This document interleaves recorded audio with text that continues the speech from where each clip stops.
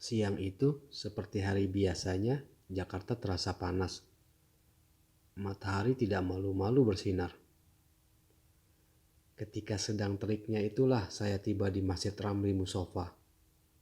Saya memang meniatkan diri untuk datang ke masjid yang berada di bilangan Sunter, Jakarta Utara ini.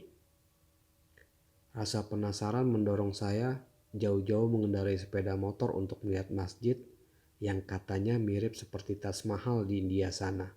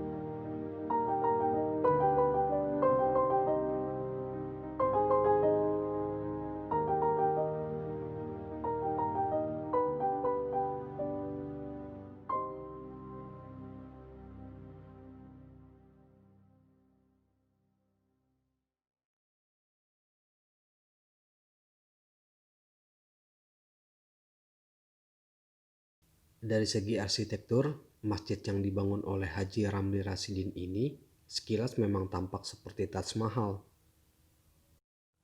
megah dan bergaya Mughal. Ditambah ornamen bangunan yang kental nuansa dari tiga kebudayaan.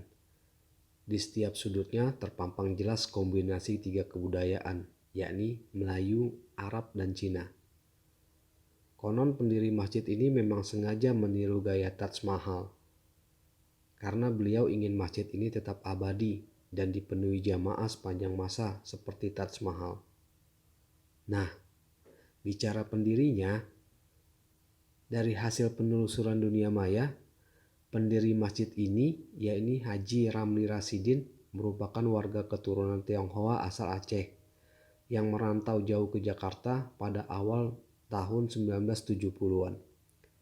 Sejak memeluk agama Islam, Haji Ramli bermimpi pada suatu saat untuk mendirikan sebuah masjid yang indah dengan unsur percampuran budaya serta ornamen yang megah.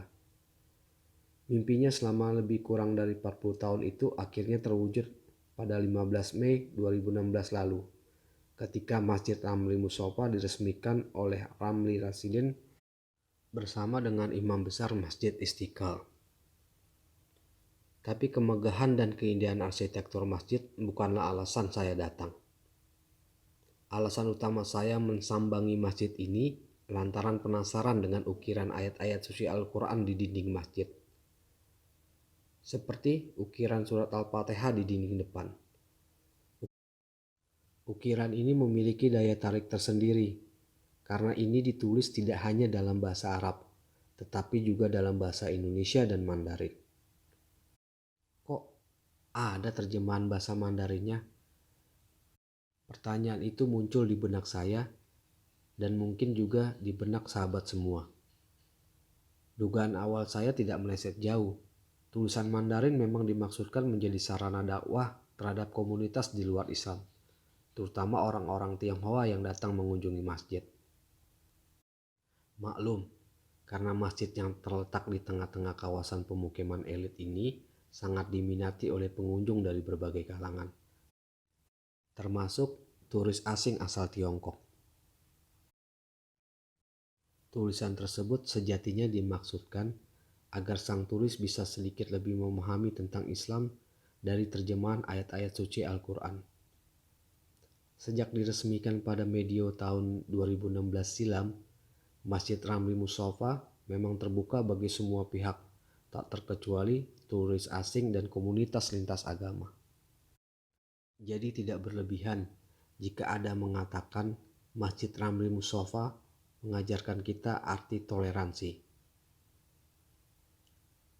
Bagi pelancong seperti saya, ada daya tarik lain yang seperti memanggil-manggil dari kejauhan.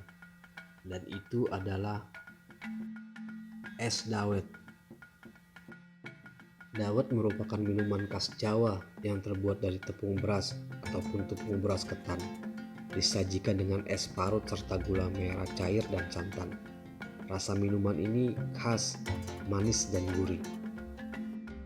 Di tengah teriknya matahari Jakarta Utara, menikmati es dawet di pinggir danau Sunter yang belakangan telah berubah wajah menjadi lebih tertata merupakan kenikmatan tersendiri.